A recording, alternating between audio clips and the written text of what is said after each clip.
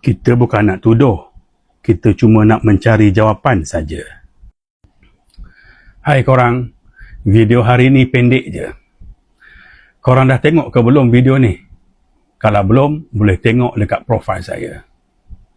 Dalam video tu, saya cerita sikit pasal ada anggota tentera yang dah berhenti jadi ahli Koperasi Perumahan Angkatan Tentera, tetapi masih belum dapat bayaran balik iuran ahli. Ada satu grup WhatsApp bernama Mangsa KPAT.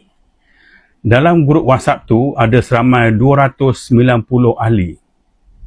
Mereka dah mula kumpul nama dan jumlah iuran ahli yang belum dibayar. Saya terkejut sebab setakat ni dah seramai 272 orang nama yang telah berjaya dikumpul. Sepintas lalu, saya boleh anggarkan lebih kurang seorang dalam 4 ke 5 ribu ringgit iuran yang belum dibayar oleh Koperasi Perumahan Angkatan Tentera.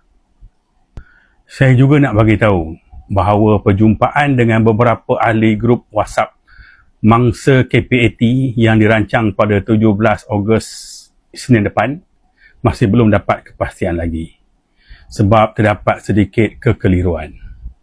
Walau bagaimanapun, sebelum perjumpaan tersebut, seandainya jadi, saya belik-belik juga laporan tahunan Koperasi Perumahan Angkatan Tentera tahun 2024. Korang pun boleh tengok laporan ni di portal kpatb.com.my.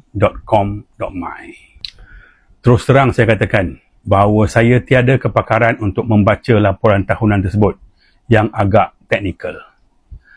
Berpandukan dari laporan tahunan tersebut, memang Koperasi Perumahan Angkatan Tentera mempunyai masalah untuk membayar balik iuran ahli. Tapi, ada beberapa persoalan yang korang sebagai ahli atau bekas ahli perlu tanya. Untuk bersikap adil, kelewatan pembayaran balik iuran ahli bukan bermaksud menuduh berlaku penyelewengan. Sebab ada Jawatankuasa Audit Dalaman dan audit bebas, iaitu A. Razak & Co. PLT yang buat semakan. Apa-apa pun, kita tunggu selepas perjumpaan 17 Ogos nanti, jam 11 pagi.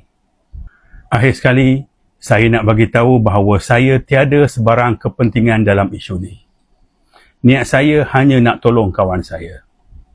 Jika ahli-ahli grup WhatsApp Mangsa KPAT merasakan saya kurang sesuai untuk bawa isu ni dan ada orang lain yang lebih memahami kandungan laporan tahunan Koperasi Perumahan Angkatan Tentera tersebut, saya tiada halangan.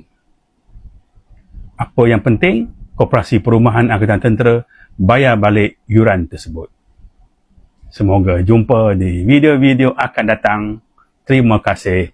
Assalamualaikum dan salam sejahtera. Bye-bye.